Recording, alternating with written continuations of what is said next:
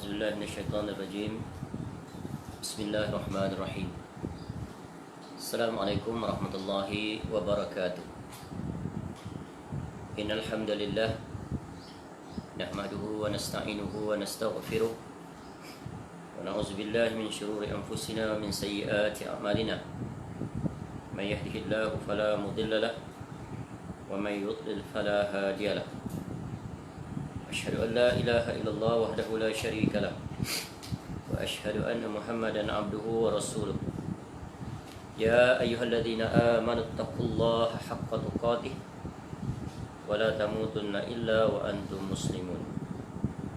يا أيها الذين آمنوا اتقوا الله وقولوا قولا سديدا يصلح لكم أعمالكم ويغفر لكم ذنوبكم ومن يطع الله ورسوله فقد فاز فوزا عظيما. أما بعد فإن أصدق الحديث كتاب الله وخير الهدي هدي محمد صلى الله عليه وسلم وشر الأمور محدثاتها وكل محدثة بدعة وكل بدعة ضلالة وكل ضلالة في النار. اللهم إنا نسألك علما نافعا. Ya Allah, kami memohon kepada Engkau ilmu yang bermanfaat, wa rizqan thayyibah, dan rezeki yang baik, wa amalan mutaqabbala, dan amal yang diterima. Alhamdulillah, kita bersyukur kepada Allah Subhanahu Wa Taala dapat kembali kita bertemu untuk kita melanjutkan pembacaan yaitu hadis-hadis Nabi sallallahu alaihi wasallam yang dimuatkan di dalam Kitabul Arba'in fi Mabanil Islami wa Qawaidil Ahkam, atau yang lebih dikenali sebagai Arba'in atau Arba'un An-Nawawiyah, yang disusun oleh Al-Imam Al-Muhaddith Al-Faqih Al-Zahid Yahya bin Sharaf bin Muri An-Nawawi Ad-Dimashqi Al-Syafi'i, atau yang lebih dikenali sebagai Al-Imam An-Nawawi rahimahullah. Ulama yang lahir pada tahun 631 Hijrah dan meninggal pada tahun 676 Hijrah, dalam usia yang relatif muda, iaitu 45 tahun. Kerana rata-rata umat Nabi SAW umurnya 60 hingga 70 tahun. Namun Allah berikan keberkahan dalam usia Al-Imam An-Nawawi rahimahullah, sehingga meninggalkan kitab-kitab yang sangat besar manfaatnya, khususnya kitab yang sedang kita ambil faedah daripadanya, iaitu Arba'in An-Nawawiyah, yang di dalamnya memuatkan 42 hadis yang merupakan pokok atau porus agama Islam, madarul Islam. Dan insya-Allah pagi ini kita akan menyambung kembali, iaitu wasiat Nabi sallallahu alaihi wasallam pada hadis yang ke-28, Al-Haditsus Tsaminu wal 20. Hadis yang sangat agung, hadis yang menjelaskan tentang 4 wasiat yang barang siapa berjalan di atasnya, maka sungguh dia telah berjalan di atas hidayah as-sirat al-mustaqim. Selamat dia di dunia, selamat dia di negeri akhirat. Baik, insyaAllah kita akan membahaskan dan menghuraikan, dan kita akan ambil faedah-faedah daripada wasiat Nabi SAW yang keempat di dalam hadis ini, iaitu wa iyyakum wa muhdatsatil umur fa inna kulla muhdatsatin bid'ah wa kulla bid'atin dalalah. Dan kita telah selesai pada pagi tadi, iaitu menjelaskan pada bahagian yang pertama, tentang hal yang berkaitan dengan gambaran umum tentang bid'ah. Jadi untuk bahagian yang kedua ini, kita akan masuk secara terperinci. Kita akan jelaskan beberapa perkara pokok supaya kita dapat pemahaman yang benar terhadap hal yang berkaitan dengan wasiat Nabi sallallahu alaihi wasallam yang keempat yang agung ini, iaitu hal yang berkaitan dengan al-muhdath.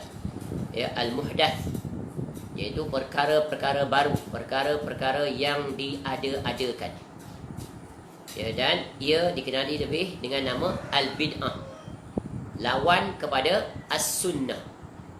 Dan bab ini perlu diperincikan supaya kita dapat penjelasan, supaya dengan itu kita dapat selamat daripada terjatuh ke dalamnya, sebagaimana yang telah kita sebut sebelum ni, araftu syar la li syar walakin li tawaqqih. Aku mengenal keburukan bukan untuk aku melakukan keburukan, ya, akan tetapi waman la untuk aku dapat menghindarinya.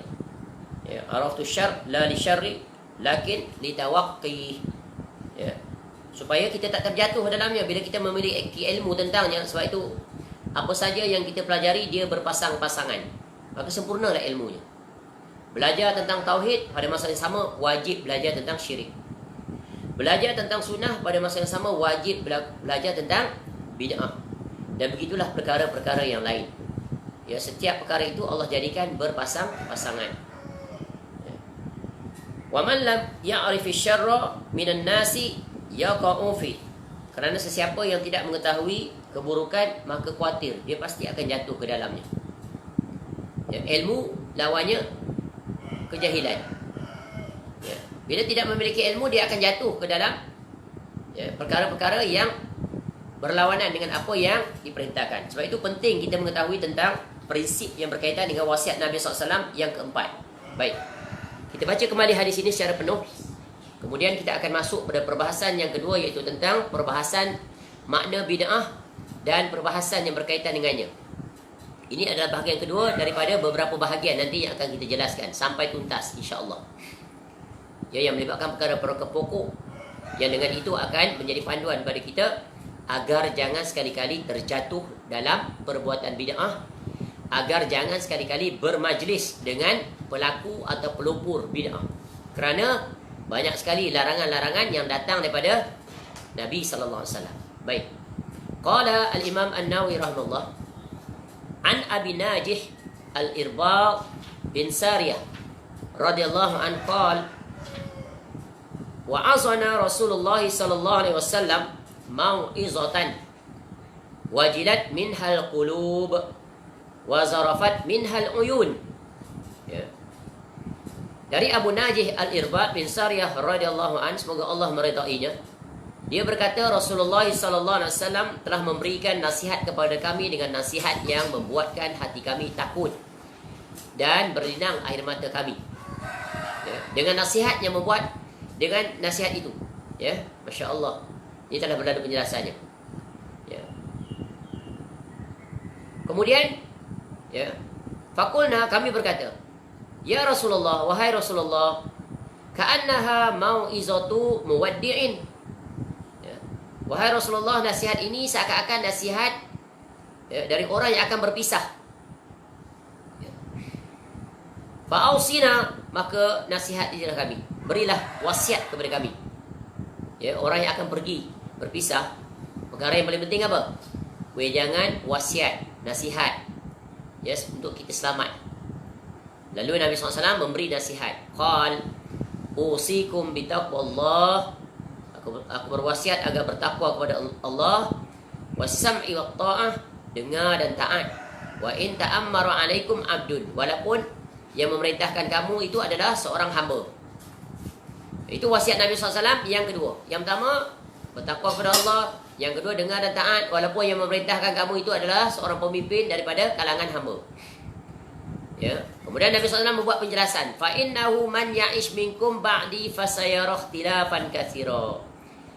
Nanti barang siapa di antara kamu yang hidup selepas ini, ya, maka dia pasti akan menyaksikan banyak sekali perselisihan yang berlaku di kalangan umat Islam. Nabi SAW menjelaskan future actual happening, perkara ke depan yang pasti akan berlaku dan berlaku. Sebab Nabi SAW as-sadiqul masduq. Kemudian Nabi SAW memberikan jalan keluar untuk selamat pada perpecahan dan perselisihan yang sangat banyak di kalangan umat Islam sampai ke hari ini. Yaitu wasiat Nabi SAW yang ketiga, fa'alaikum bisunnati wa sunnatil khulafa'ir rasyidin al-mahdi. Maka atas kamu hendaklah kamu berpegang teguh dengan sunnah Nabi SAW dan sunnah para khulafa'ir rasyidin yang mendapat petunjuk. Telah berlalu penjelasannya. Kemudian Nabi SAW berikan pergasan lagi, addu alaiha bin nawajis, gigit kuat-kuat dengan gigi geraham kamu. Sebab apa? Pegang teguh-teguh. Ya, jangan kamu ikut orang yang menyelisihinya. Ya, walaupun mereka ramai, mereka hebat dari sudut ucapan, penampilan, pengikut, tetap teguh kamu di atas sunnah Nabi SAW dan sunnah para khulafa ar-rasyidin. Kemudian wasiat Nabi SAW yang keempat, ini kemuncak untuk meraih keselamatan. Nabi SAW terangkan tentang sunnah supaya kita pegang. Yang kedua, Nabi SAW terangkan lawan, pembatal dia, penentang dia, musuh nombor satu sunnah, iaitu wa iyyakum wa muhdatsatil umur. Ya, dan hendaklah kamu berhati-hati, berjaga-jaga. Ya, beware, jauhilah. Ya, iaitu apa? Jauhilah oleh kamu setiap perkara yang baru, muhdath. Ya, inovasi dia panggil. Kreasi akal manusia yang rosak, yang tak puas hati dengan sunnah. Ya, dia pergi ganti. Nanti akan datang penjelasannya secara terperinci. Kerana ya, Nabi SAW bagi penegasan. Ya, fa inna kulla muhdatsatin bid'ah. Kerana sesungguhnya semua muhdath itu adalah bid'ah. Perkara baru yang diadakan oleh manusia sepanjang zaman. Setelah zaman sahabat Nabi SAW, setelah zaman Rasulullah SAW, pasti akan berlaku. Itu sunnah kauniyah yang telah dijelaskan oleh Nabi SAW. Ya, Nabi SAW jelaskan, ya, buat peringatan, wa kullu bid'atin dhalalah, dan setiap ya perkara baru itu adalah membawa kepada kesesatan. Dan kesesatan itu bertingkat-tingkat dari urusan bid'ah. Ya. Jadi kita telah buat satu kerangka daripada ucapan Nabi SAW ini, ada 5 perkara tersimpul di dalamnya. Wadih, jelas sekali. Apa yang pertama? Nabi SAW memberikan perintah. Perintah Nabi SAW wajib. Wajib kita tunaikan. Apa perintah di sini? Iaitu perintah tinggalkan. At-tarku. Tinggalkan. Jangan berbuat. Ya, very strong message. Loud and clear. What you have to do? You have to leave it as it is. Jangan buat. Bila tinggal, maknanya jangan buat. Ya, ni peringatan keras ni. Ya, strong reminder. Tinggalkan. Kita dah sebut dah pagi tadi maknanya. Ya, nafi dulu. Buang semua. Kita bagi contoh air. Ya, air yang keruh di dalam cawan.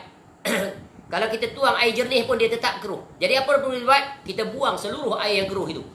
Ganti dengan air yang bersih.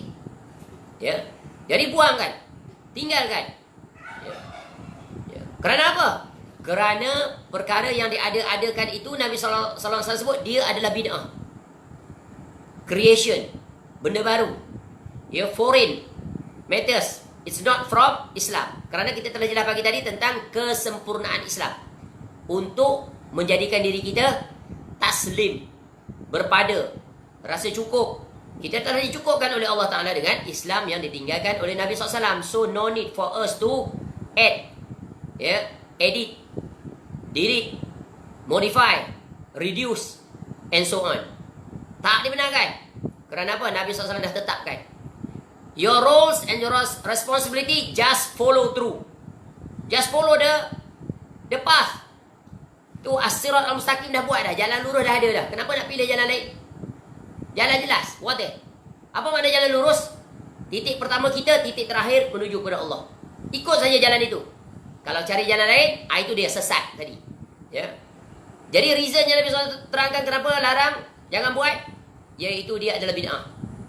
Ya. Dan Nabi SAW jelaskan implikasi. Nombor 3. Nombor 3-nya implikasi dia. Nanti kita akan terangkan secara terperinci implikasi. Dalam hadis ini Nabi SAW sebut implikasinya adalah kesesatan. Apa faedah yang akan diperolehi bila seseorang berada di dalam kesesatan? Hidup ni tak tentu arah, tak tentu hala kalau orang sesat. Tak jumpa way out.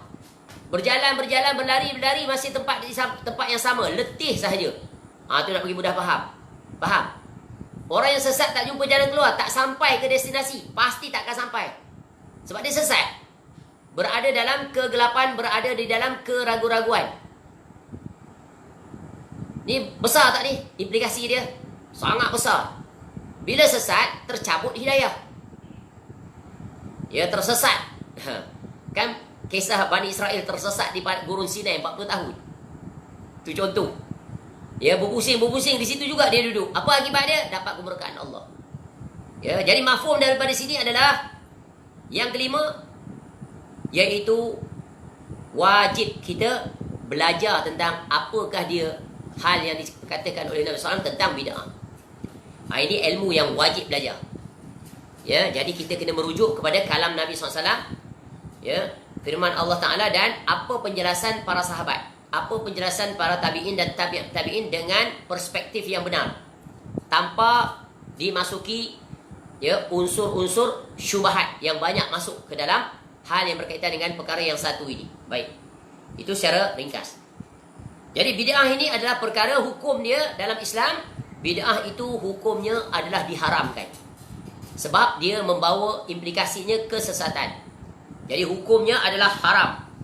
Ya, kerana pelakunya nanti akan mendapat bencana di dunia, bencana di akhirat. Bencana di dunia sesat. Ya, sesat ni jauh daripada hidayah Allah. Beragama dengan cara yang salah. Dan dia beranggapan itu benar.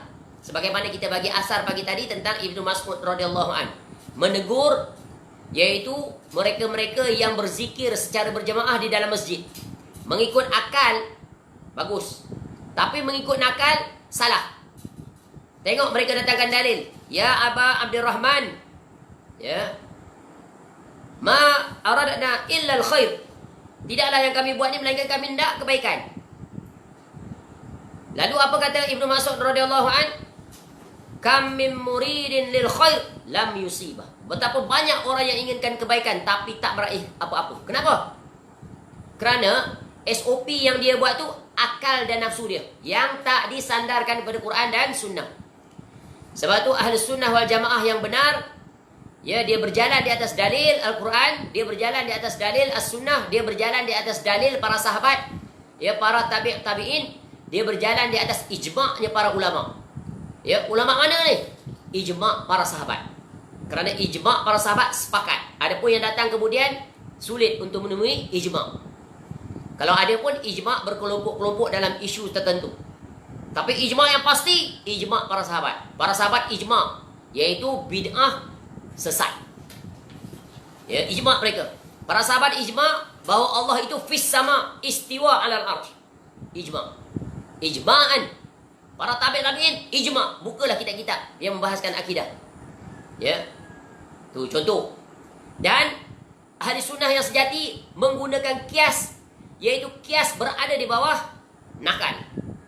Ya, kalau kita buka kitab-kitab fiqh, kita akan temui banyak. Ya, di pelbagai mazhab. Ya, semuanya sepakat. Kias yang mana? Kias yang muafaqah dengan dalil, bukan kias yang fasid. Ini ada perbahasan. Kita belajar usul fiqh, kita akan jumpa penghuraian-penghuraian itu. Maka ini 4 yang paling dasar. Kemudian datang kaedah-kaedah lain, mursalih mursalah, ya, syaduz zara'i, macam-macam, istishab dan sebagainya. Banyak. Itu belajar di mana? Usul fiqh. Ya. Baik, kembali. Jadi, wajib kita mempelajari tentang bid'ah. Dan bid'ah ini adalah hukumnya haram. Kerana membawa pelakunya, ya, iaitu sesat di dunia. Dalam apa ni? Bukan sesat dalam urusan dunia. Sesat dalam urusan agama. Ya. Diangkat hidayah daripadanya. Sehingga nanti kita akan lihat tentang perkara yang berkaitan dengan betapa tercelanya bid'ah dan pelakunya. Ya. Jadi bid'ah ini, kenapa dia berbahaya? Sebab ada bid'ah ini, tengok, kategori-kategori bid'ah ini bertingkat-tingkat. Ada bid'ah yang menyebabkan kekufuran, iaitu bid'ah kufriyah, yang membawa pelakunya keluar daripada agama. Ya, seperti bertawaf di keliling kuburan. Ya, melakukan amal ibadah dengan mendekatkan diri dengan orang yang telah mati, umpamanya, yang sekarang sudah banyak berlaku. Pergi ke kuburan, siap dalam video tu bercakap-cakap dengan ahli kubur. Bersoal jawab pula dia. Ini kebodohan di atas kebodohan. Orang mati sudah tidak boleh mendengar. Dan berkali-kali kita sebut bab ini. Kenapa? Dalil Quran dan hadis menjelaskannya. Ya.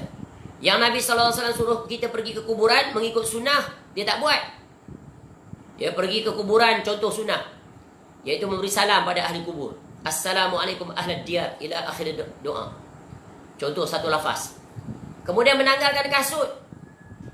Ya, Nabi SAW pernah menegur seorang sahabat, tanggal kasut, masuk ke kuburan. Kemudian tidak memijak kuburan, tidak melangkah kuburan, tidak duduk di atas kuburan. Kemudian mendoakan untuk ahli kubur. Kemudian kita bermuhasabah diri. Balik. Itu saja yang diperintahkan oleh Nabi SAW. Tapi pelaku bid'ah tak puas hati dengan cara Nabi SAW. Apa yang mereka buat? Macam-macam. Dia bawa cerik lah, dia bawa bunga lah, dia bawa tikar lah, dia bawa payung lah, ya, dia bawa makanan lah. Itu yang dia buat. Bukan nak mengambil faedah daripada hadis Nabi SAW tadi. Contoh. Nampak tak? Banyaknya luas cakupan yang mereka pandai-pandai menambah rekreasi, recreation. Guna akal yang kreatif, tapi salah. Sebab itu akal yang sihat, al-aqlus salim fi jismi salim, dia tunduk. Dia mentadaburi Quran, dia mentadaburi hadis sesuai seperti mana yang ditadaburi oleh para sahabat dan mereka berjalan di atasnya. Itu dia akal yang sihat. Sebab akal fungsinya adalah tunduk. Faham? Akal ni singkat. Dia tak boleh menjangkau perkara-perkara khususnya al-ghaibiyat. Perkara-perkara yang berkaitan dengan syariat, dia kena taslim. Ikut saja. Kalau Nabi SAW kata jangan melakukan bid'ah, janganlah buat. Tapi akal yang dipandu oleh nafsu, kerangka akal yang telah rosak, distorted, maka dia akan keluar daripada garis yang telah ditetapkan oleh Allah. Jadi bencana bid'ah ni yang paling berbahaya, membawa kepada keluar daripada agama, kufur kepada Allah. Kemudian ini bid'ah yang mana selalu berlaku ni? Awal-awal bid'ah berlaku dari sudut apa? Akidah. Lahirnya kelompok Qadariyah, lahirnya kelompok Mu'tazilah, Jahmiyah, apa lagi? Kelompok Khawarij, kelompok Mu'attilah, Mujassimah, dan pelbagai.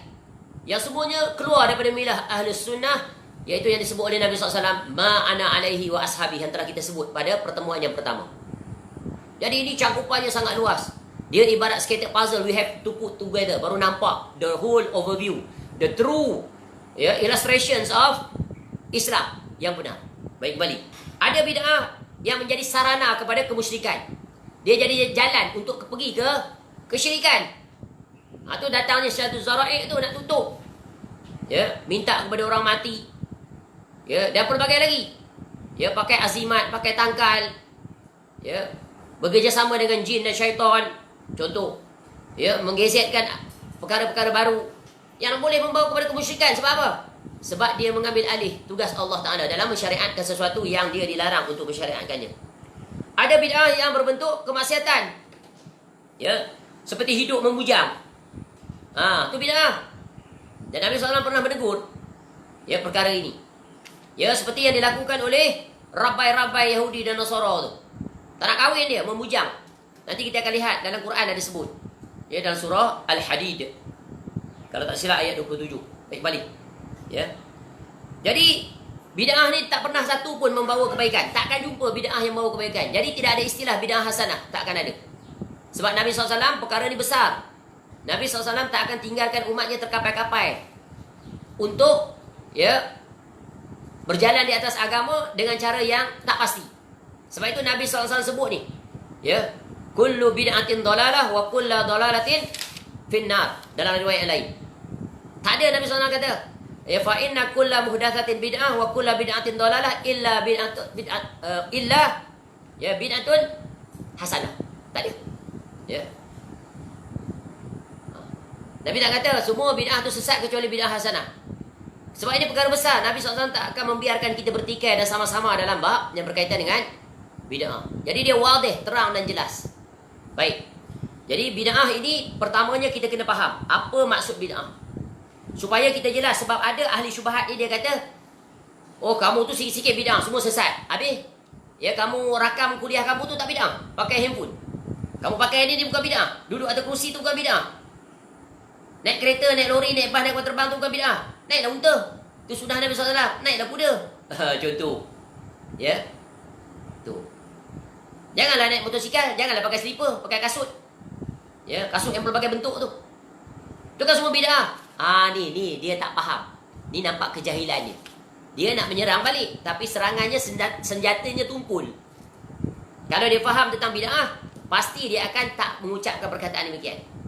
Sebab apa yang dia sebut tadi semua dalam urusan dunia. Bid'ah ni berlaku dalam dua jurusan. Dalam jurusan akhirat, dalam jurusan dunia. Dalam jurusan agama, dalam jurusan dunia. Jadi sebab itu perlu diterangkan definisinya. Apa makna bid'ah itu? Yang dikendaki oleh hadis Nabi SAW yang menyebabkan implikasinya adalah sesat. Pelakunya nanti dihumbankan ke dalam neraka. Tu. Tapi bila baca hadis ni bukan kita menghukum kamu ahli bid'ah masuk neraka, bukan. Tapi hadis ni memberikan peringatan. Berhati-hati, jangan termasuk dalamnya. Khawatir nanti Allah Ta'ala humbankan ke dalam neraka. Ni pun kena faham juga. Kadang orang yang tidak bersetuju ni, dia kata apa? Oh, tu tengok sikit-sikit hukum orang masuk neraka, masuk neraka. Bukan, kita bukan menghukumkan. Yang ke neraka itu adalah Allah. Cuma kita beri peringatan, jangan terjatuh ke dalamnya. Sebab khawatir, sebab Allah ancam dengan neraka. Tu kena faham. Tapi begitulah ahli bid'ah, sikapnya demikian. Dia tak faham konteks yang disebutkan tu. Dia kata apa yang orang tak kata. Ahli sunnah kata begini, dia pergi tafsirnya demikian. Inilah kerosakan cara berfikir, pola fikir, pattern of thinking ahlul bid'ah. Ciri khas dia. Kita menjelaskan tentang bid'ah, kita menjelaskan tentang hukum Islam, kita menjelaskan tentang hukum akal mesti ada di bawah nakal. Dia kata kita tolak hukum akal. Nampak tak? Ni dia panggil apa? Distorted. Ni namanya tadlis.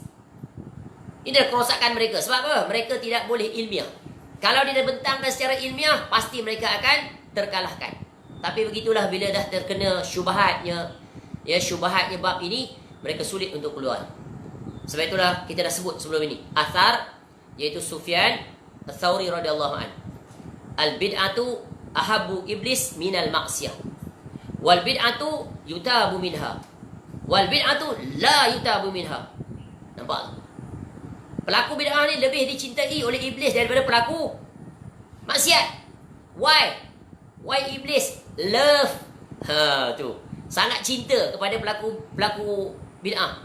Because the reason, sebab pelaku maksiat, dia tahu dia buat tu maksiat.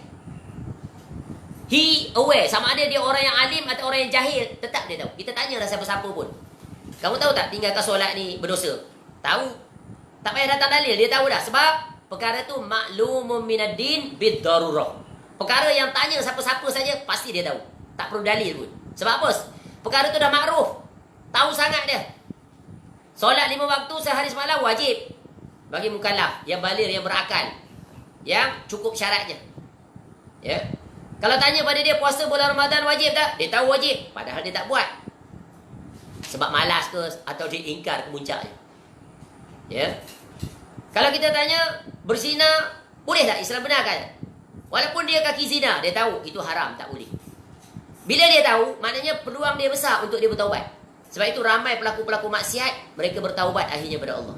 Contoh, ramai orang waktu mudanya tak solat. Ramai orang waktu mudanya tak menutup aurat. Tapi bila meningkat usia, akhirnya dia menutup aurat. Akhirnya dia bertaubat, dia solat, dia jadi ahli masjid. Bahkan jadi muazzin, siap masjid lagi. Tetapi tak berlaku, sulit berlaku pada pelaku bid'ah. Sebab apa? Pelaku bid'ah ni, dia anggap apa yang dia buat itu adalah ibadah. Sebab itu bila kita tegur, apa salahnya?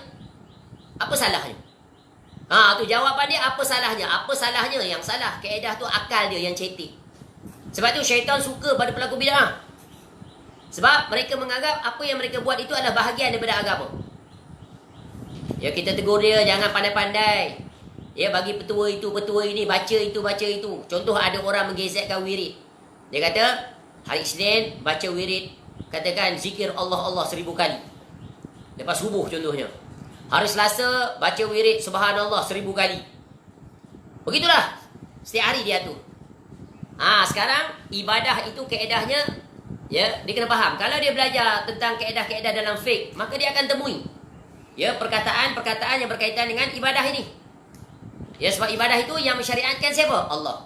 Yang menyampaikan siapa? Nabi SAW. Nabi SAW menyampaikan. Dan kita taslim. Minallah ar-risalah. Daripada Allah datangnya risalah. Kemudian Nabi SAW menyampaikan. Tabligh, sifat Nabi SAW menyampaikan semua sekali. Tak ada sembunyi-sembunyi. Kita pula at-taslim, tunduk, ittiba. Bal yuta'u wa yuttaba.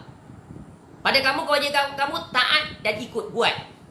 Sebab itu para ulama berdasarkan dalil Quran hadis buat satu kaedah dalam bab yang berkaitan dengan amal ibadah. Supaya jangan ada peluang untuk bid'ah masuk dalam ibadah. Di antara kaedah mereka kata apa? Al-aslu fil ibadah at-tauqif wal ittiba. Asal hukum tentang urusan ibadah itu menunggu perintah dan mengikuti. Ada perintah, baru buat. Tak ada perintah, jangan buat. Jadi kaedah yang lain dikatakan al-aslu fil ibadah al-butlan. hatta yakuma dalilun alal amr. Asal hukum tentang urusan ibadah tu adalah batal, tak boleh buat. Ya, selagi mana tidak ada datang dalil yang memerintahkan. Jadi asal hukum dalam ibadah tu terlarang, maknanya haram berbuat. Selagi mana tidak ada dalil yang memerintahkan. Bila ada dalil, maka boleh buat. Faham? Contoh, kenapa kita solat? Sebab ada dalil yang apa? Memerintahkan.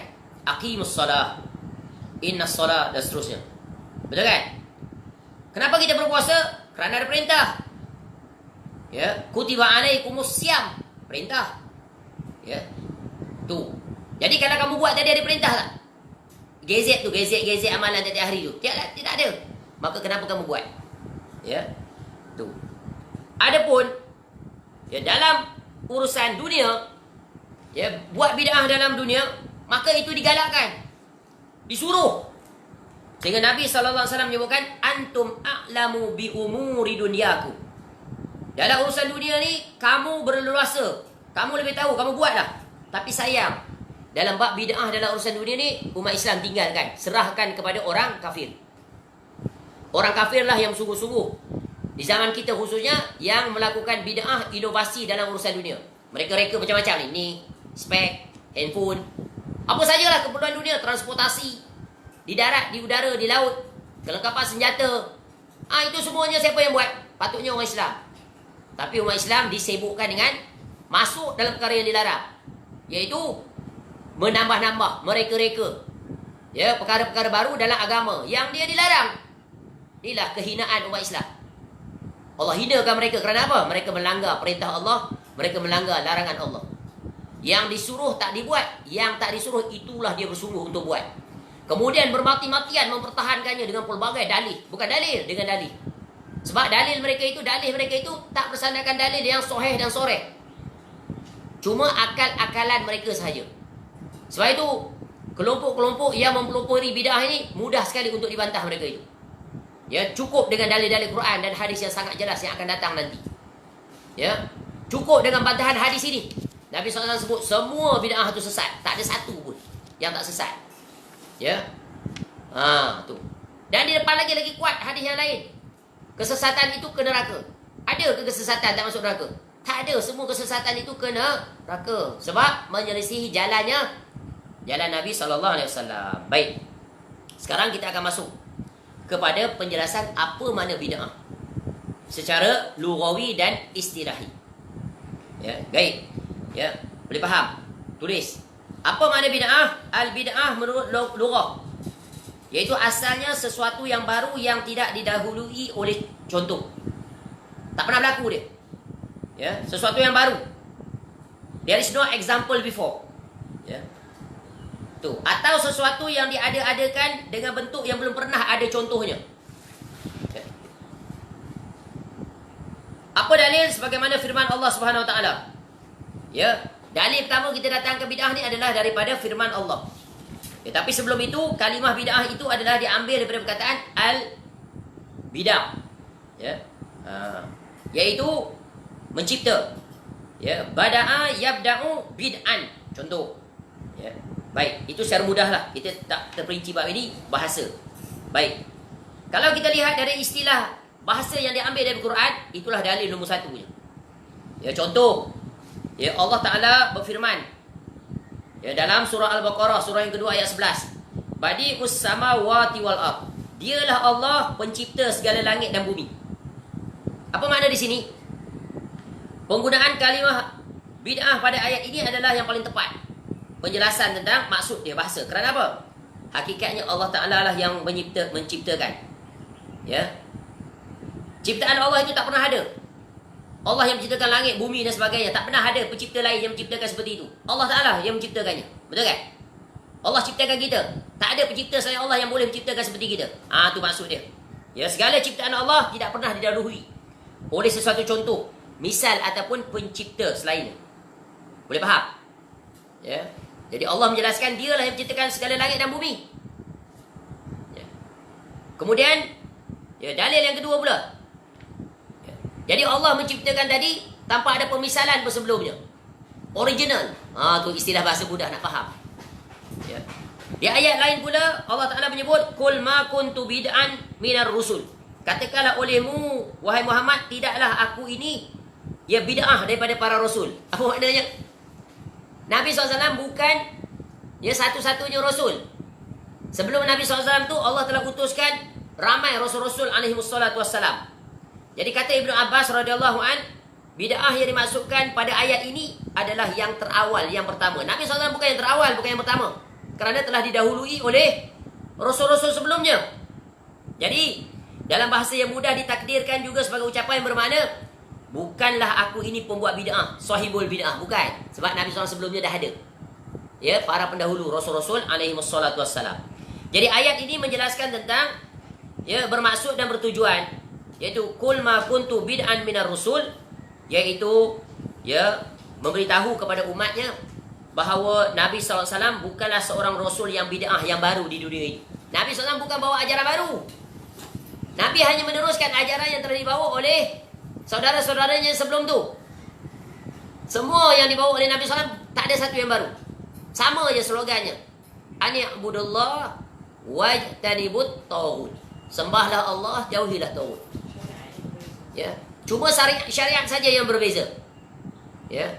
Tapi manhaj sama. Ya. Akidah sama. Tu, takkan ada perbezaan.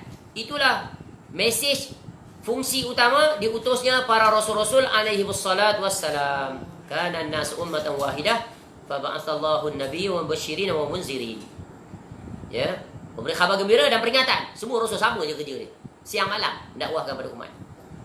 Untuk berjalan di atas tauhid, berlepas diri pada kesyirikan, menjauhi daripada bid'ah, berpegang teguh dengan sunnah. Jelas sekali. Jadi apa yang samarnya? Ya, apa yang syubhatnya?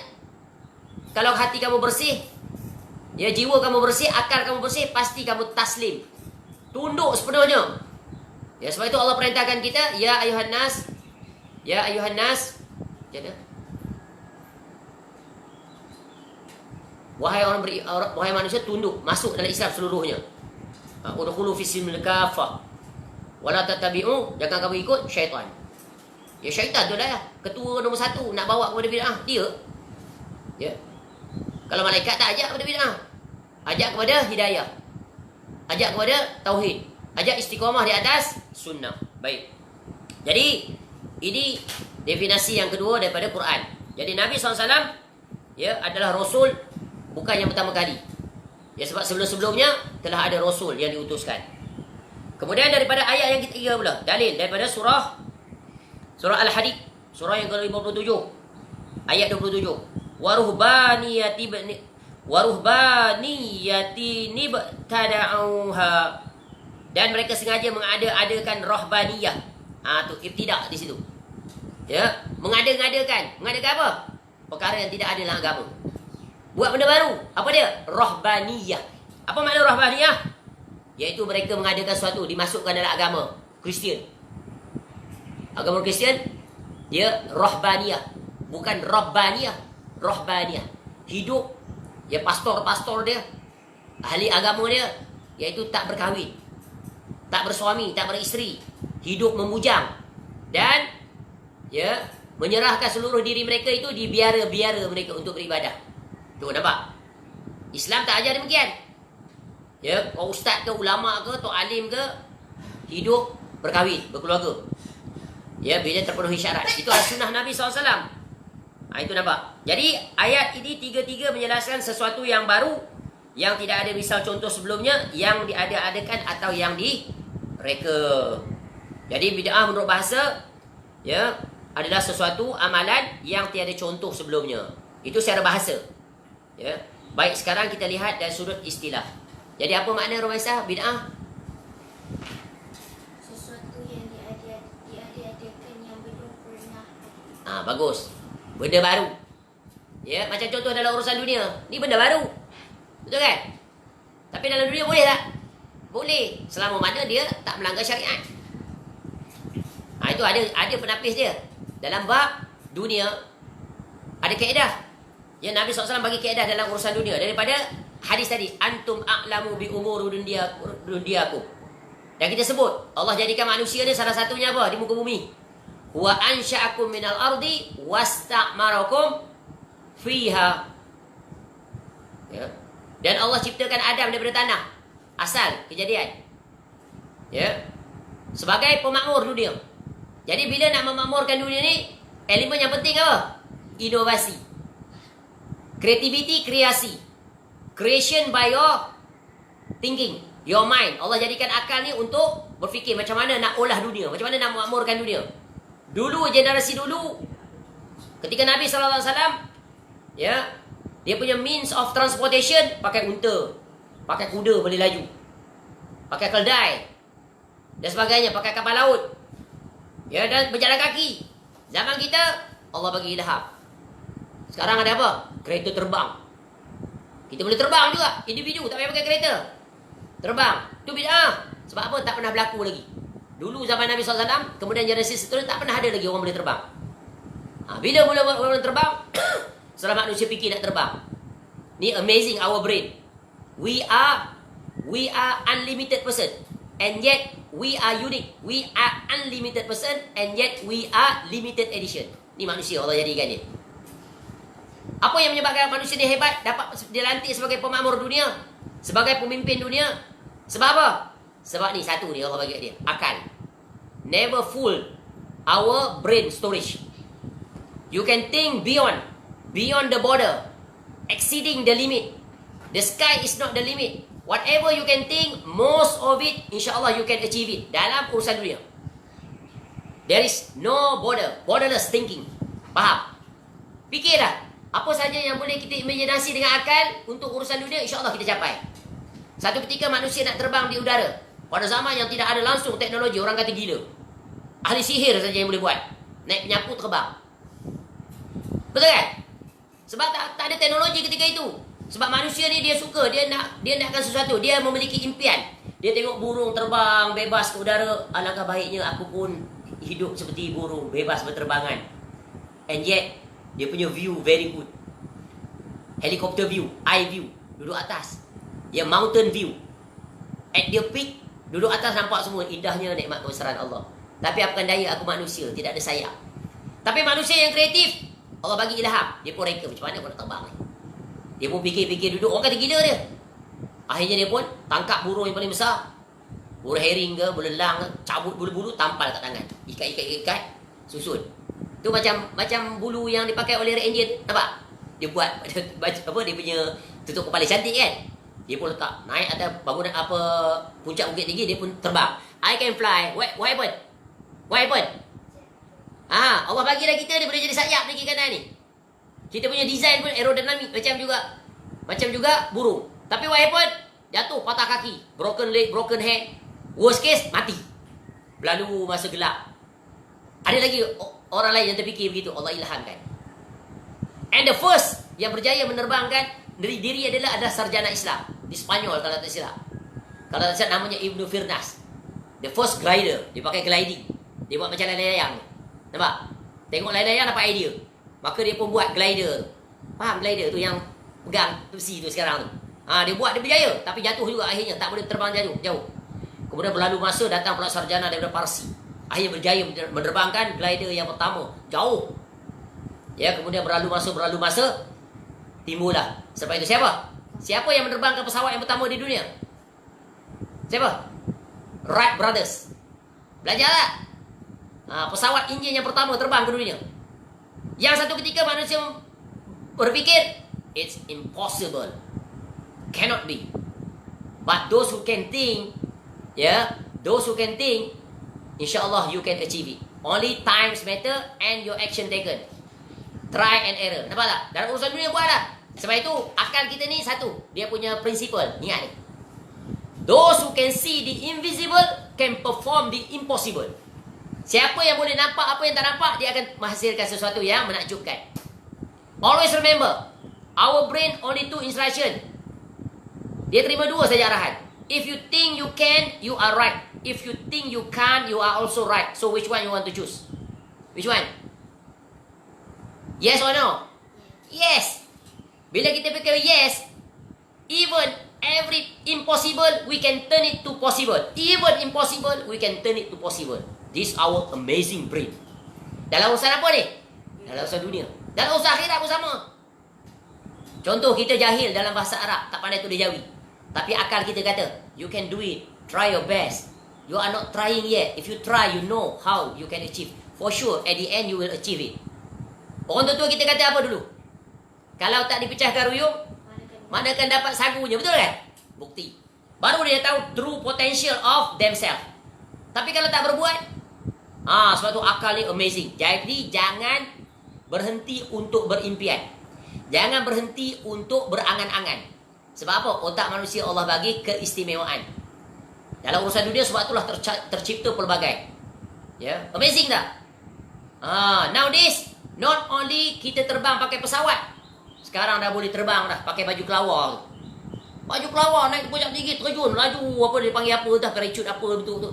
Dia ambil daripada mana? Akal manusia, lesson learn from apa? Apa binatang yang boleh terbang tu, tupai yang ada sayap tu? Sugar glider. Bahasa Melayu kata apa? Allah lupa dah.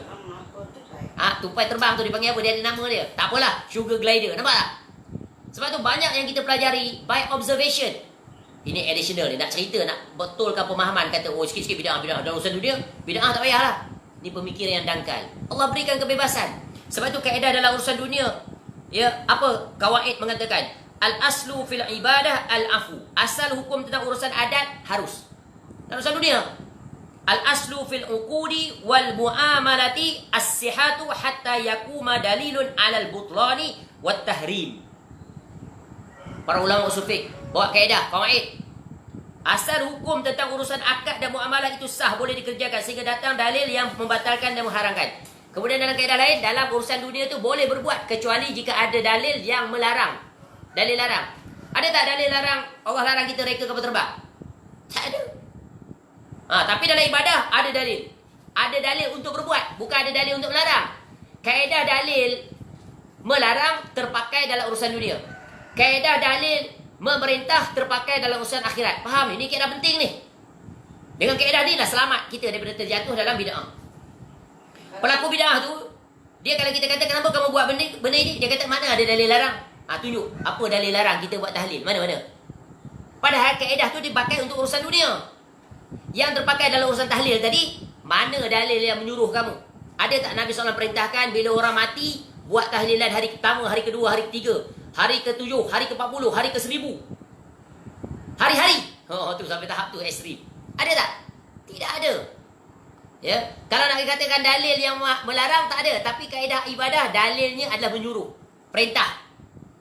Maka tertutup semua pintu-pintu untuk mereka melakukan perkara bid'ah. Kita kembali dalam urusan dunia.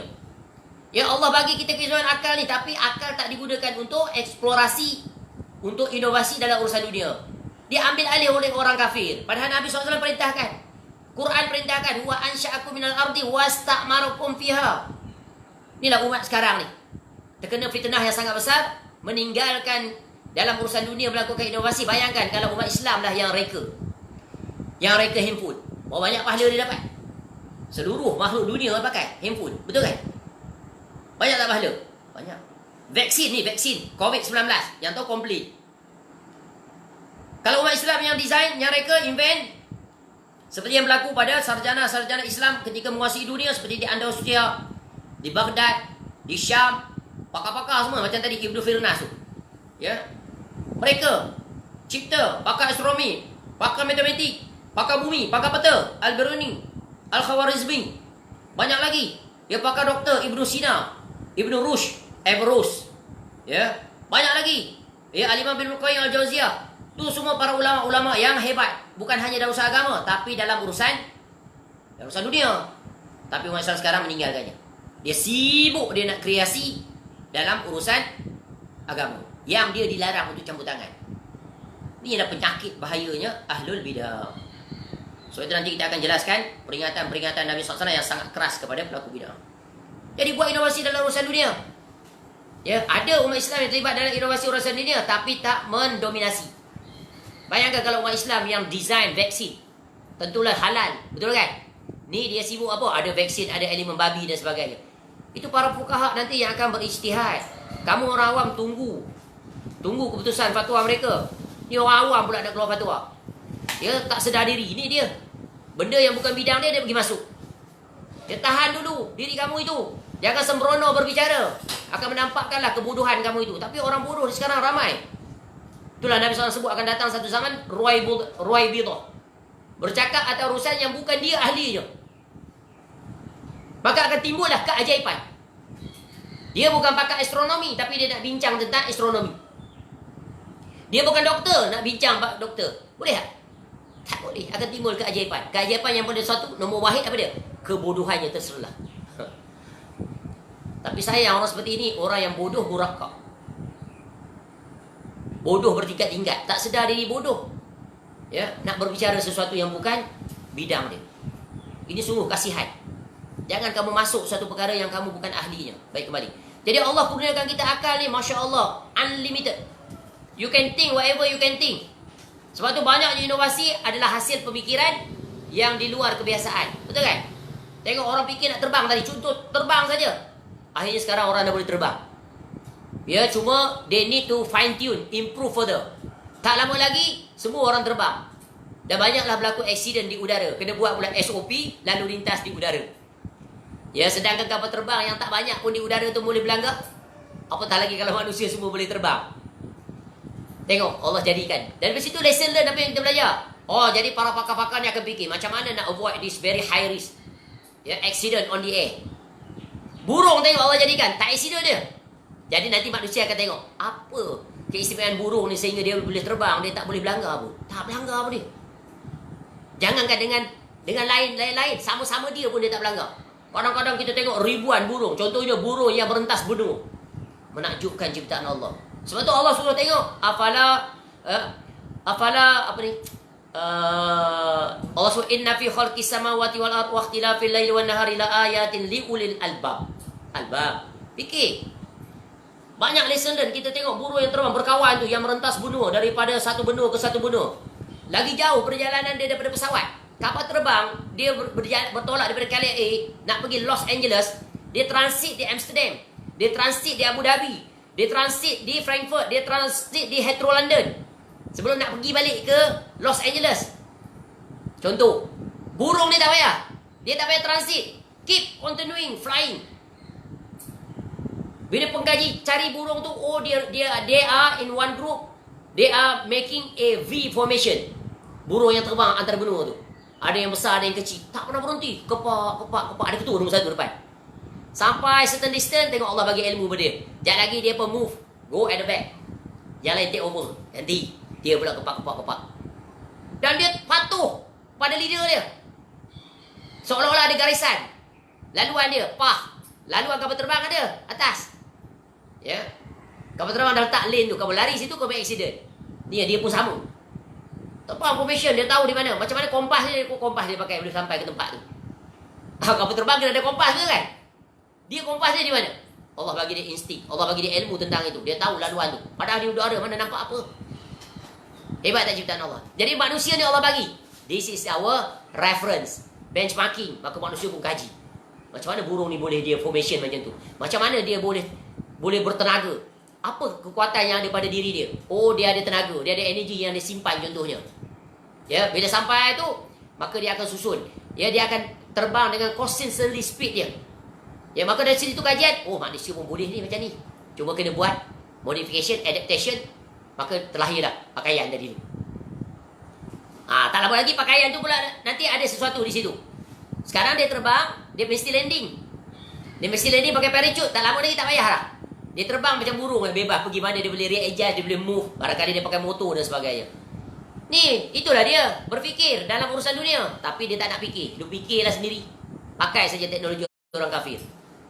Tapi dalam beragama lumba-lumba dia yang dilarang. Inilah bencana bagi umat Islam. Jadilah seperti umat Islam yang telah melangkah sejarah.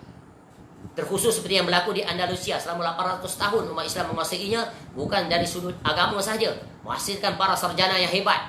Seperti siapa? Seperti ini Al-Imam Asy-Syatibi rahimahullah, pengarang kita Al-I'tisam yang akan kita bahas nanti tentang definisi bid'ah dari istilahi.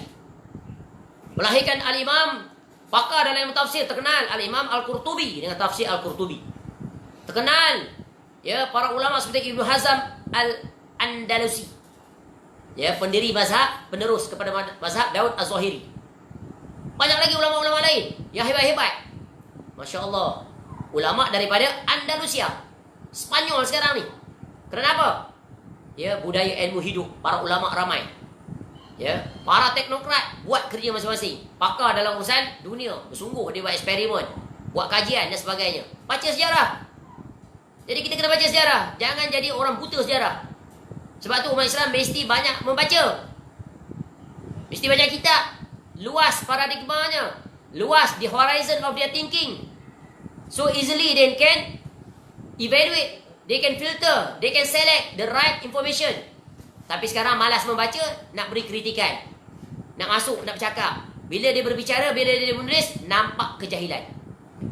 Ni kasihan orang yang jahil tapi nak berbicara. Kasihanilah diri kamu. Ya.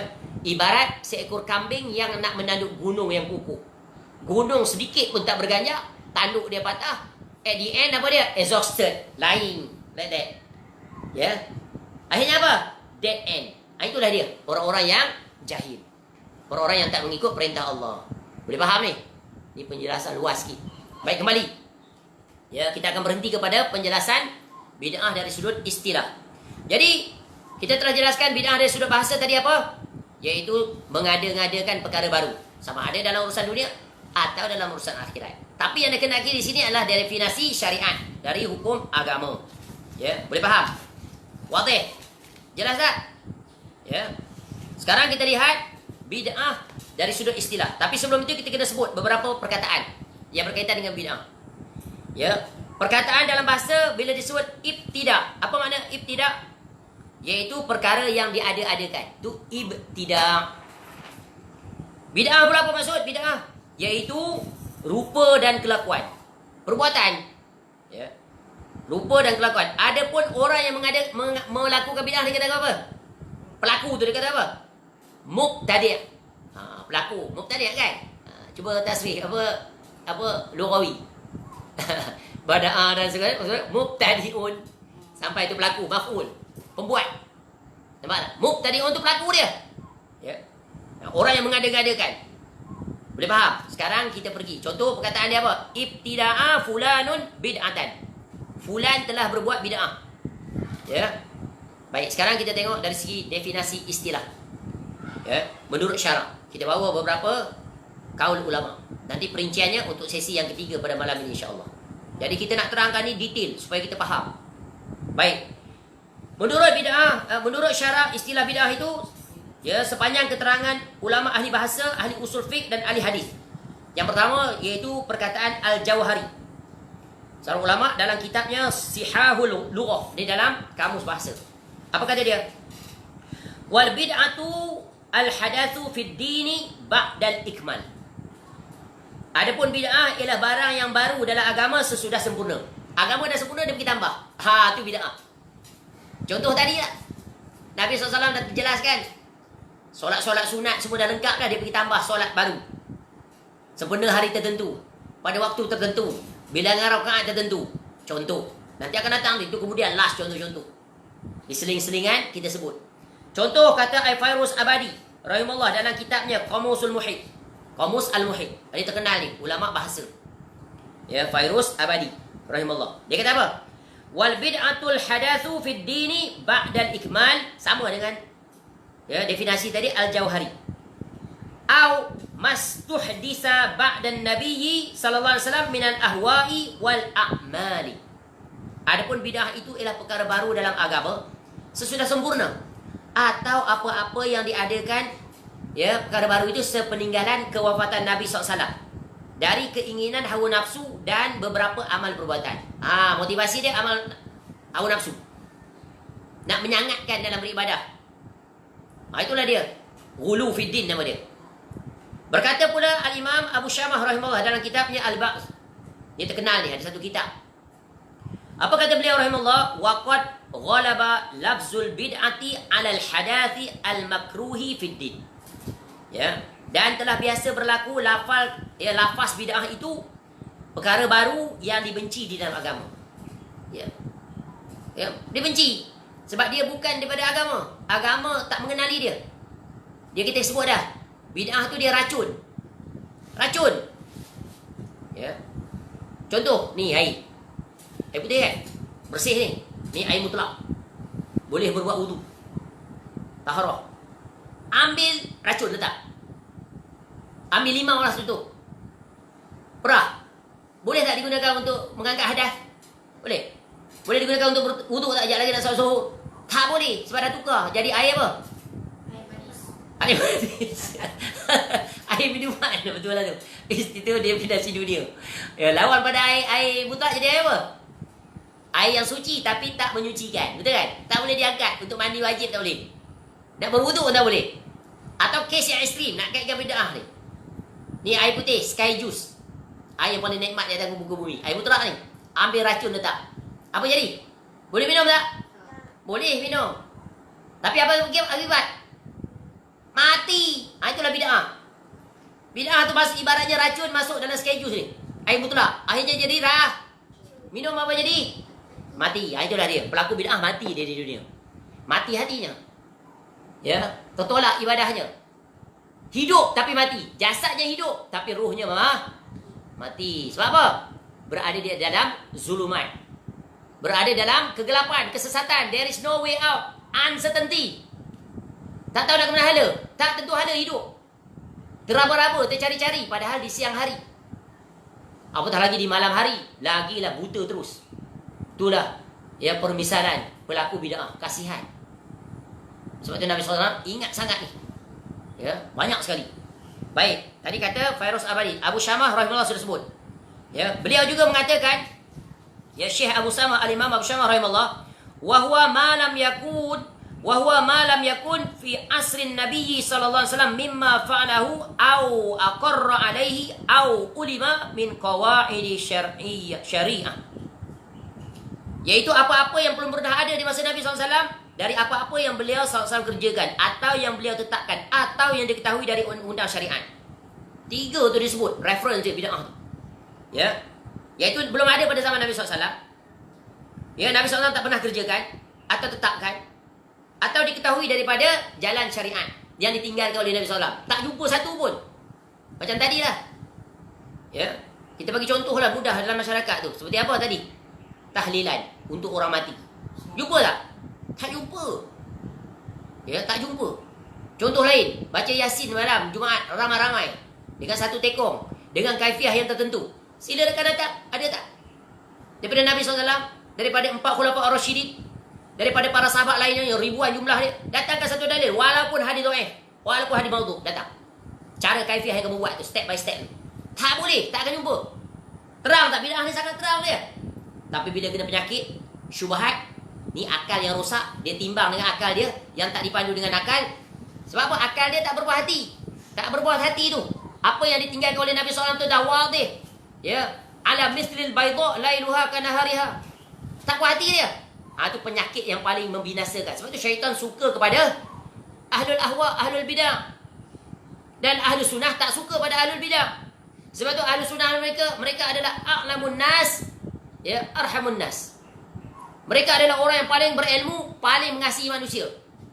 Apa bukti mengasihi? Mereka tak kasar. Mereka mengasihi sebab apa? Kesian tengok pelaku bid'ah ni. Kita nasihati dia. Datangkan qala Allah wa qala Rasul. Bersungguh kita jelaskan satu persatu. Kasihan dia berada di atas kegelapan, di atas kesesatan. Let's come to the right path. Let's go back to our original of our religion, our deen. Inna dina indallahi al-Islam. Ma makna inna dina indallahi al-Islam? Islam yang dibawa oleh Nabi SAW, yang ditinggalkan. Sebab tu Nabi SAW ingatkan kita menerusi firman Allah, wa man yabtaghi ghairal islami dina falan yuqbala min. Takkan diterima. Kalau Islam versi ahlul bid'ah, takkan diterima. Yang diterima Islam versi ahlul sunnah, yang berjalan muwafaqah di atas Nabi SAW. Di peringatan demi peringatan.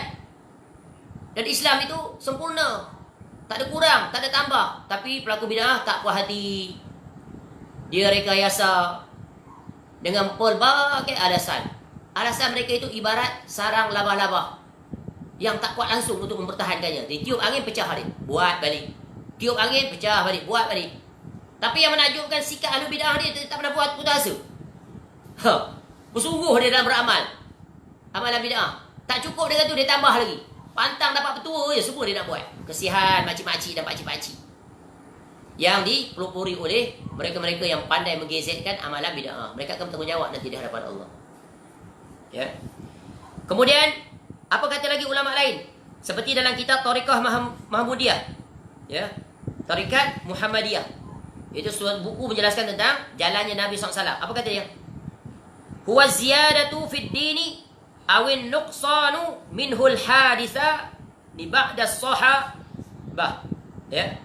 Ba'da sahabati bi ghairi iznin min asy-syari' la qawlan wala fi'lan wala sarihan wala isyaratan fala tatanawalul adati aslan bal tuqtasaru ala ba'dil i'tiqadat wa ba'di suwaril ibadat. Masya Allah.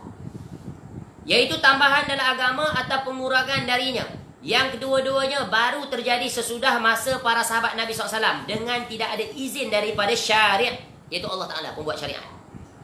Tidak dengan perkataan, tidak dengan perbuatan, tidak dengan tegas, tidak dengan isyarat. Oh, bagus sekali dia jelas ini. Ya. Maka bid'ah itu tidak menyangkut urusan adat sama sekali. Ni kan? Dalam urusan adat, dalam urusan muamalah al-ibahah harus. Selagi mana tidak ada dalil melarang. Tetapi terikas atas sebahagian akaid dan sebahagian rupa cara ibadah. Jadi 3 perkara yang penting daripada definisi itu adalah iaitu tambahan dalam agama atau pengurangan darinya. Yang keduanya baru terjadi. Nabi SAW tak berlaku bid'ah. Kalau para sahabat melakukan sesuatu yang luar daripada jalur Nabi SAW, para sahabat dia akan tegur. Maka selamatlah. Put back on track. Ni para sahabat saling menjaga agama itu di antara satu sama lain.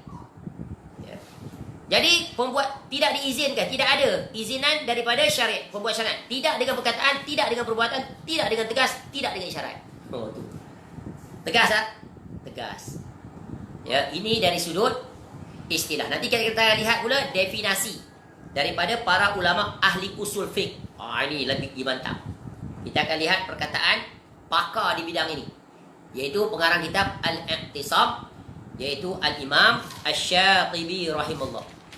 Ya, sehingga definisinya adalah definisi yang sempurna.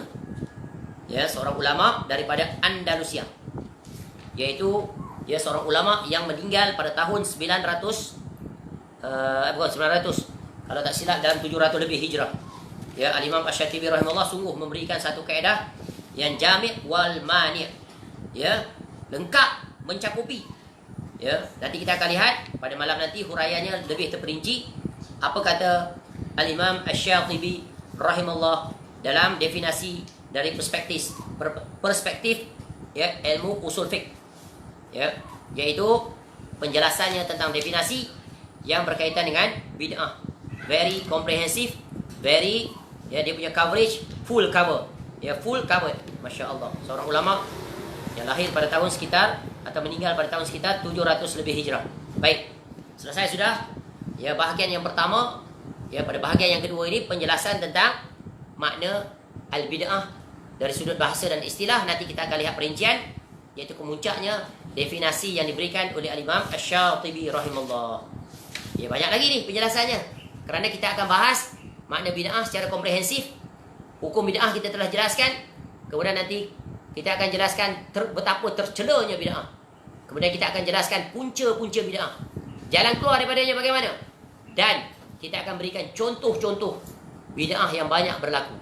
Kemudian jika ada kesempatan, iaitu bantahan terhadap orang-orang yang mengatakan adanya bid'ah hasanah, yang membuka asbab itu, terbuka pintu yang sangat luas munculnya banyaknya bid'ah-bid'ah yang tercela.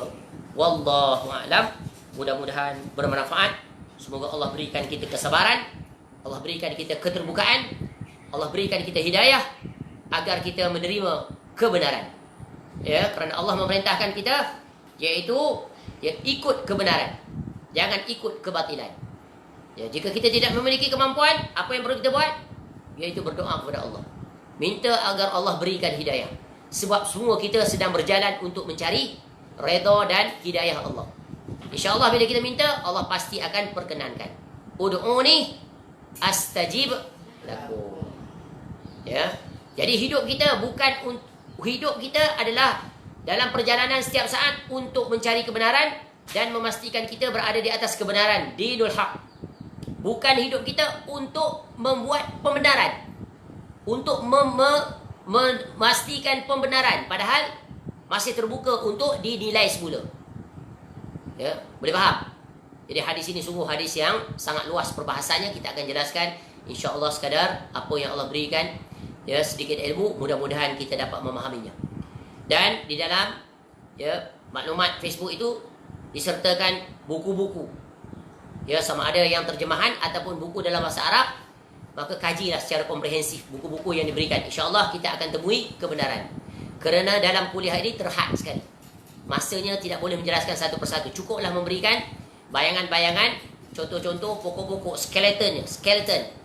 Ya, adapun tulang-tulang halusnya, daging-dagingnya, kitalah yang perlu menyempurnakannya. Sebab itu tugas kita adalah membaca, mengkaji, mendengar, mempelajari, dan kita membuat kesimpulan-kesimpulan. Mudah-mudahan Allah berikan kita, ya, kebenaran, bukan pembenaran. Wallahu a'lam. Mudah-mudahan bermanfaat. InsyaAllah panjang umur. Kita akan masuk pembahasan yang ketiga, ya, pada malam ini insyaAllah. Segala kebaikan semuanya kembali kepada Allah. Kita ucapkan alhamdulillahillazi bi ni'matihi tatimmus shalihat. Segala kekurangan dan kesilapan kita memohon keampunan kepada Allah. Kerana dalam hidup ini kita berjalan untuk mengharapkan hidayah kepada Allah. Ya Allah, ya, kita mohon kepada Allah seperti mana yang diajar oleh Nabi SAW. Allahumma inni as'alukal huda wat tuqa wal afa wal ghina. Amin ya rabbal alamin.